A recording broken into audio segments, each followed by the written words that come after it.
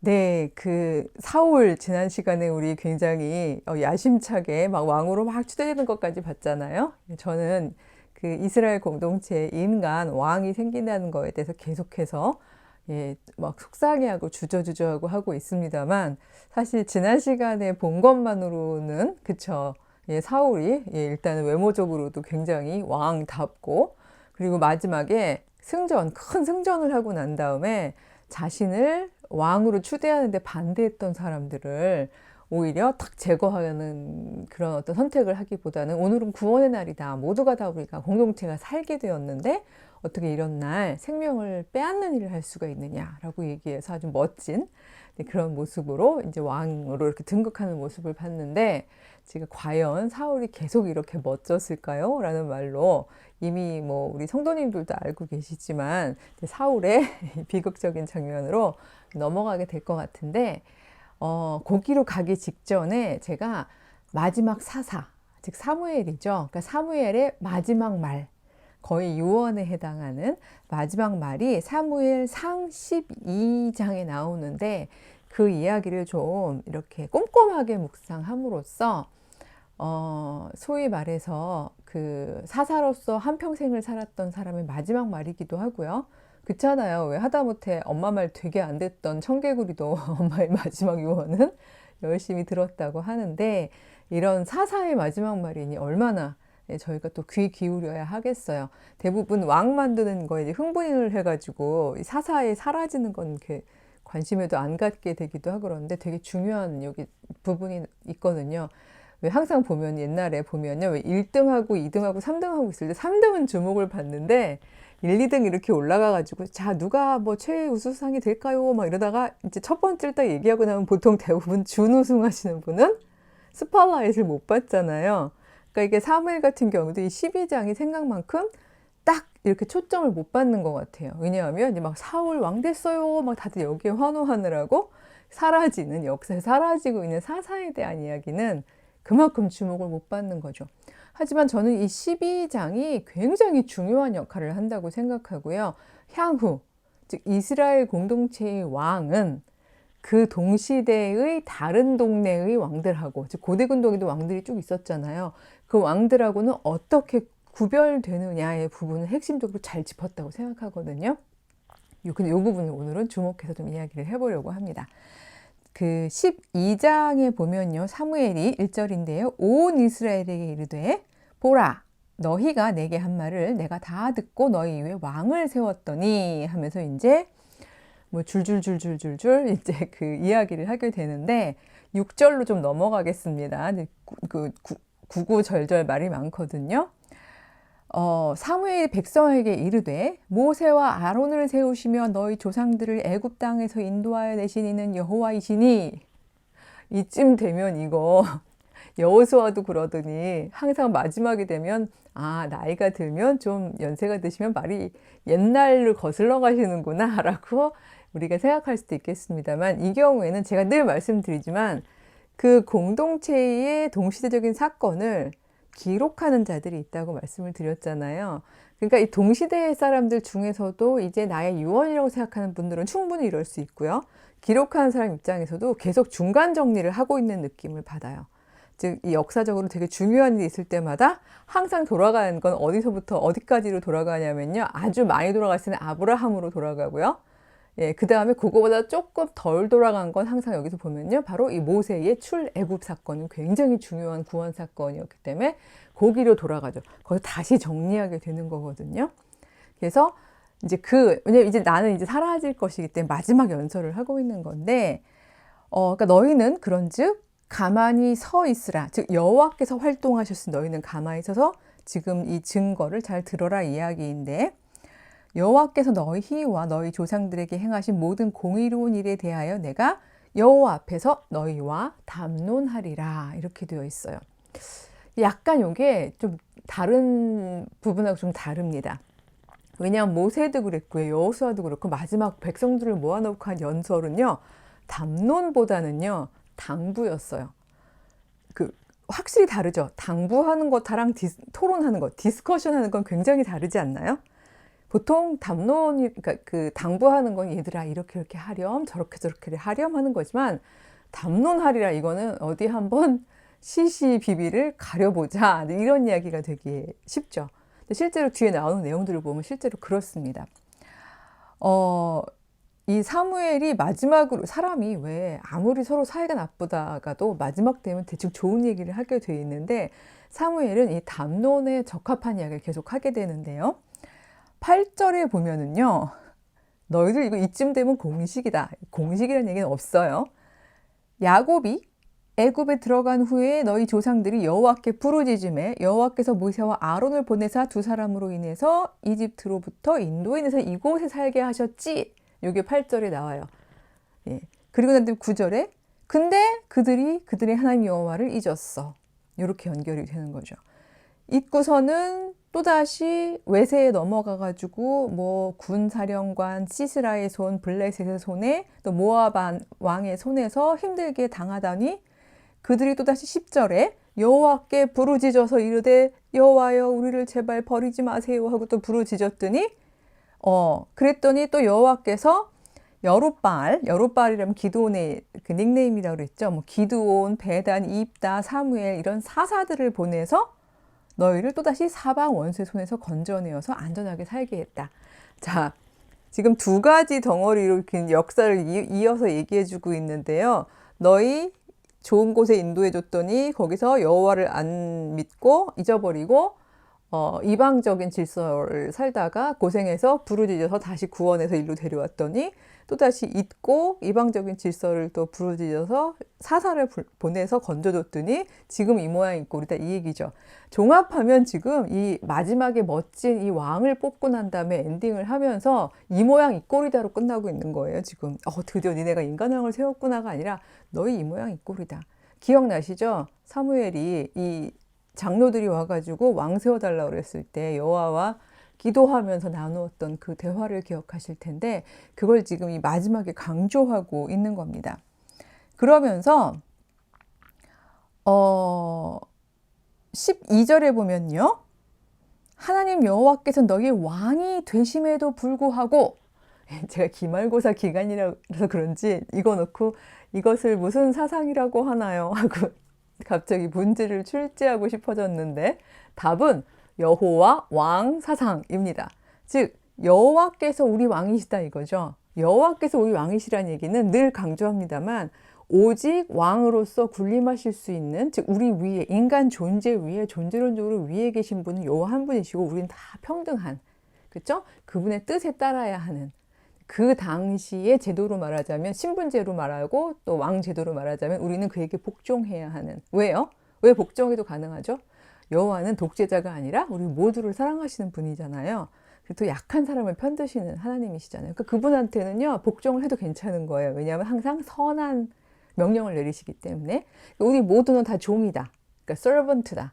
우리는 종이다. 바로 요거가 여호와 왕 사상의 핵심이거든요.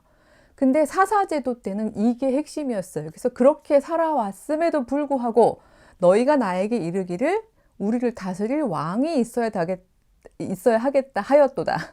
뒤끝 있는 사무엘이죠. 그래서 너희가 이제 택한 왕을 세웠는데 자 여기 봐라 왕을 봐라.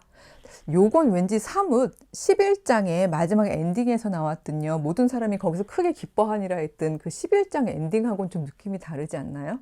그러니까 사울이 막 이렇게 왕이 됐을 때 사람들은 막 되게 기뻐했는데 지금 여기 보면은 사무엘의 이 말에는 뉘앙스 자체가 여기 너희가 택한 왕을 보라 할 때는요 막 기쁘게 뿌듯하게 하는 얘기보다는 니들이 지금 무슨 일을 저질렀는지 확인해라 라고 이야기한 느낌이 듭니다. 그러면서 뭐라고 이야기를 하냐면요 14절이 굉장히 중요한데요.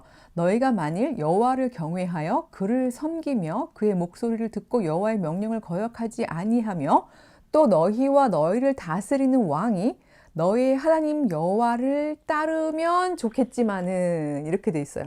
좋겠지만은 잠깐 떼어놓고요. 이 앞에 조건인데요. 이게 이스라엘의 군주제의 굉장히 독특한 지점입니다. 당시의 고대 근동은요. 왕은 누구랑 더 존재론적으로 가깝다고 생각했을까요? 신하고 왕이 가까워요. 굳이 그룹핑을 하자면 제가 이 부분은 그 아날로그형으로 그림을 그려올까 하다가 이제 제가 그림을 편집자에게 요청을 해볼게요. 만약에 이게 도형으로 되면 이렇게 띵 여기다 올리고요. 안 그러면 제가 이제 그림 이미지로 올리도록 할 텐데요. 이렇게 달걀처럼 이등분을 해보면요. 다른 고대 근동의 왕들은요. 그 이등분 윗동네에서 왕하고 신을 동일시해요. 그래서 나는 태양신 라의 아들이다. 뭐 나는 뭐 그 바벨론에서요. 마르두게의 아들이다. 뭐 이런 식으로 신의 아들이라고 왕은 신하고 왕을 동일시합니다. 그러면서 백성들한테 그러니까 왜냐면 자기가 왕이 신이니까요. 그 나의 자녀들아, 뭐 나의 아이들아, 내지는 뭐 나의 신하들아, 나의 종들아 이렇게 얘기를 하게 되죠. 그러니까 이분법이 똑같은 인간인데도 어디에 그어지냐면 인간 왕하고 그 아랫사람들 사이에서 이분법이 확 가버리는 거죠. 그리고 그 왕만큼은 특별하게 거의 신적 존재가 되어져요. 그게 그 당시에 고대 근동의 아주 편만한 왕 제도였어요. 영어로요, taken for granted라는 말이 있어요. 물론 이제 상용어구이기도 합니다만 사회학적 용어거든요. 제가 지난 시간에 자꾸 사회학적 용어를 알려드리는데 이거 영어로 taken for granted를 한글로 풀면 당연시 여기는 것들 이런 뜻인데 아시다시피 인간 사회에 원래부터 있었던 건 없잖아요. 인간 사회에는. 그러니까 누군가 만들어 놓은 거죠. 근데 그게 오래 계속되다 보면 사람들이 그게 하나의 습관에 대해서 당연하게 생각을 하게 된다는 거죠. 그게 문화적 당연 혹은 제도적 당연이라고 이야기를 하는데 그 당시에 이 이스라엘 사람들도 계속 거기서 살았잖아요. 그 당시에 인간 왕 하면 사실 제가 자꾸 인간 왕이라는 말을 붙이잖아요. 그거 되게 어색해요. 왕이면 그냥 왕이지 왜 인간 왕이라고 하시나요? 의도가 있었던 거예요.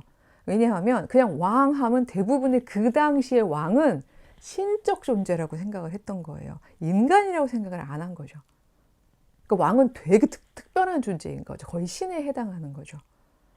근데 유일하게 어쩔 수 없이 블레셋의 철기 그 공격에 어쩔 수 없이 무서워서 인간 왕을 세우긴 세우지만 여기가 마지노선인 거예요. 마지막 타협점이 뭔가 하면요. 이 사무엘이 하는 얘기가 너희들과 너의 왕이 여호와의 말을 듣는다면 이렇게 가는 거예요. 자, 그렇다면 그 뭐라 그러죠? 금? 이 두 개로 나눈 금이 어디에 그어져 있는 거죠? 지금 너희들의 왕, 즉 인간 왕은 어디랑 범주가 하나로 묶였나요? 여호와 하나님하고 묶였나요? 아니면 백성들하고 묶였나요? 요 14절을 딱 보시면 백성들하고 묶인 걸 보실 수 있습니다. 왕은 왕인데 니네들을 다스리긴 할 텐데 그래서 뭐 니네들끼리 놓고 보면 너희들 위에 있긴 할 텐데 너희들 다 모두 몽땅 합쳐서 다 누구의 백성이라는 거죠? 인간 왕까지 합쳐서 여호와 하나님 궁극적 우리 왕의 백성이란 뜻이죠. 그러니까 만약에 왕의 법이 보통 왕의 법이면 뭐 그냥 거의 절대법이잖아요. 다른 데서는.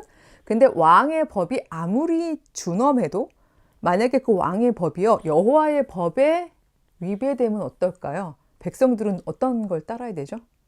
누가 더 높아요? 하나님이 더 높으시잖아요. 여호와 하나님이.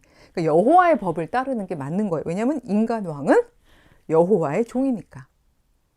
이게 되게 독특한 방식의 군주제인 셈이죠. 그러니까 마지막 타협인 거예요. 사무엘로서는 그래 좋다. 니들이 사사제도를 못 받아들이기 때문에 뒤로 물러나긴 하겠는데 그럼에도 불구하고 여호와 왕사상과 군주제가 만나서 만들어진 우리만의 독특한 왕제도는 그 인간 왕은 언제나 자기의 왕의 법보다 더 높은 higher law, 즉 여호와의 법을 따라야 한다라는 것이 이 어떻게 말하면 마지막 타협점이 된 거예요. 아까 제가 띄워놓자고 해도 좋겠지만은 이게 있죠. 아마 그 이스라엘의 역사를 다 아실 텐데요. 그 많은 하고 이야기할 수밖에 없는 일들이 벌어지는 건지 우리가 차근차근 보겠습니다만 아니 될 때는 어떻게 되느냐? 15절에 답이 나옵니다. 너희가 만일 여호와의 목소리를 듣지 아니하고 여호와의 명령을 거역하면 여호와의 손이 너희의 조상들을 치신 것 같이 너희를 치실 것이라. 자, 여호와의 손이 치신다고 그랬잖아요. 제가 지금 손을 이렇게 쫙 펼쳤는데요. 손을 펼친다. 어디서 들어보신 것 같죠? 한나가 이 사무엘을 막 제발 주세요. 나에게도 아이를 주세요. 그냥 나 혼자 이렇게 막 뿔이 높아지기 위해서가 아니라 이 악한 여호와를 잊어버린 이 공동체가 여호와를 알고 여호와의 질서로 돌아올 수 있게 인도하는 그런 아이를 제가 낳게 되는군요 하고 막 한나가 노래하고 찬양했던 거 기억나시죠? 그래서 여호와께서 막 팔을 펼치신다는 표현이 있었잖아요. 거기도 보면 여호와가 팔을 펼치신단 말이죠. 여기서도 펼치고 여기도 보니까 손을 펼치신다고 돼 있는데 신기하죠? 아, 왼쪽 팔은 구원의 팔이고 오른팔은 뭐 매의 팔이란 뜻은 결코 아닙니다.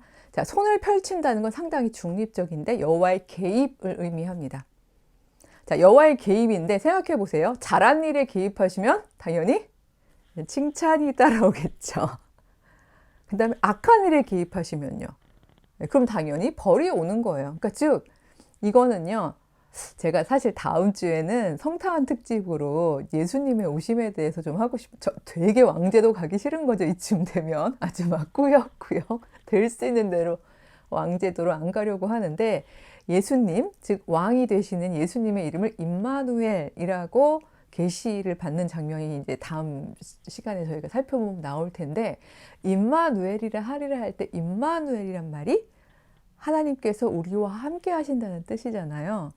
생각해 보세요. 임마누엘, 하나님이 우리와 함께 하신다. 지난 시간에 그 편집자가 너무 제 취향적인 그 편집을 해줘서 막 이렇게 뭐 우우우 하는 게 나오긴 했습니다만 하나님이 우리와 함께 하신다. 이것 역시 항상 아름답고 평온하고 좋은 건 아닐 수 있어요. 언제의 경우에? 우리가 잘못을 했을 경우에. 그쵸? 만약에 누가 경찰이다 그랬어요. 이게 기쁜 소식인 사람이 있고 큰일 날 소식인 사람이 있죠. 그건 그 기준이 경찰의 선과 악의 기준이 되는 건가요? 아니면 지금 경찰을 직면하고 있는 사람의 악한 행동이냐 나쁜 행동인가가 기준인가요? 당연히 나의 행동인 거잖아요. 여호와께서 팔을 펼치신다는 건요. 그건 정말 선하신 여호와께서 개입하신다는 걸 의미하는 거고 중립적으로. 이때 여기에서 15절에서 얘기하는 이 손이 너희를 치신다는 뜻은 당연히 뭐겠어요? 너희가 악한 일을 행하면 여호와의 분노의 팔, 정의의 심판의 팔, 그 나쁜 것들을 고쳐내시는 팔, 그 채찍과도 같은 팔, 그것이 펼쳐진다는 의미가 되겠죠. 따라서 이런 생각을 가지고 있는 왕제도는 이 왕을 무소불위의 절대 군주로 섬길 수가 없겠죠. 그러니까 여전히 사사 제도와는 타협을 했지만 여전히 이스라엘의 인간왕 제도에는요, 여전히 어떤 안전장치가 있는 거죠. 여호와께서 더 궁극적인 우리의 왕이시다라는 안전장치가 있는 겁니다. 이걸 꼭 잊지 말아 주셨으면 좋겠어요. 이 안전장치는 당연히 풀리거든요. 그리고 풀려온 그 긴 역사를 저희가 결국은 살펴봐야 되겠지만 그 역사 끝에 오시는 이 땅에 오신 왕 예수 그리스도께서 어떤 방식으로 임마누엘의 이 지점을 성취하시나 하는 이야기를 다음 시간에는 일종의 특별편이 될까요? 예, 특별편으로 한번 살펴보도록 하겠습니다. 예, 그럼 마지막 대림절 주간도 주님 안에서 우리 승리하는 또 한 주간 되시기를 바라고요. 그 다음 주간 찾아뵙도록 할게요. 안녕.